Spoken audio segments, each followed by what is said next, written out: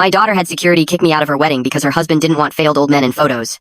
I left quietly, burned their belongings, and changed the locks. My name is Ernest Miller. I am 56 years old, and I have been a single father since my wife walked out on us 12 years ago. I raised my daughter, Natalie, all by myself.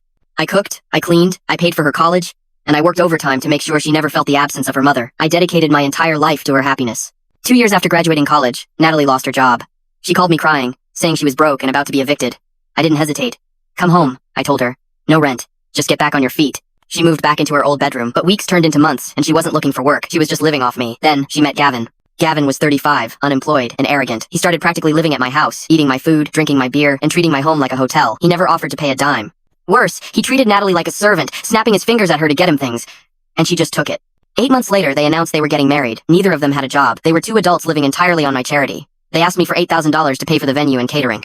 I looked at my daughter's hopeful face, and despite my better judgment, I wrote the checks.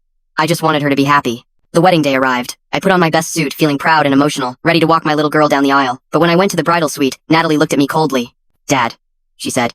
Gavin and I decided I'm walking alone. It's more modern. I was hurt, but I swallowed my pride and went to the main hall to sit with the guests. That is when Gavin showed up with 2 large security guards. "That is him," Gavin said, pointing a finger at me. "Remove him." The guards approached me. "Sir, we need you to leave." "What? Why?" I stammered. "I am the father of the bride. I paid for this wedding." "No mistake," Gavin said with a cruel smirk. "Natalie and I decided you shouldn't be here. We don't want failed old men ruining the aesthetic of our day." I demanded to see my daughter. Natalie appeared a moment later. She wouldn't even look me in the eye. "Dad, please," she said weakly. "My husband doesn't want you here. Just go." "I paid for this, Natalie," I whispered, humiliated as guests began to stare. "Consider it your wedding gift," Gavin laughed. "Now get out before we drag you out." Something inside me snapped. The sadness evaporated, replaced by a cold, hard clarity. "Fine," I said. "I am going." I drove straight home. I walked into Natalie's bedroom, the room she had been living in rent-free for a year.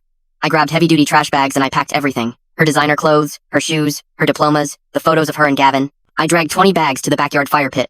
I poured lighter fluid over the pile, and I lit a match. I watched her entire life turn to ash. While the fire was still smoldering, I called an emergency locksmith. "I need every lock on the house changed immediately," I told him. "I will pay triple." By 6 p.m., my house was a fortress. The front door, the back door, the garage, every key had been changed. I sat on my sofa in the dark, in the silence of my own home, and I waited. It was almost 11 p.m. when I saw headlights sweep across the living room window.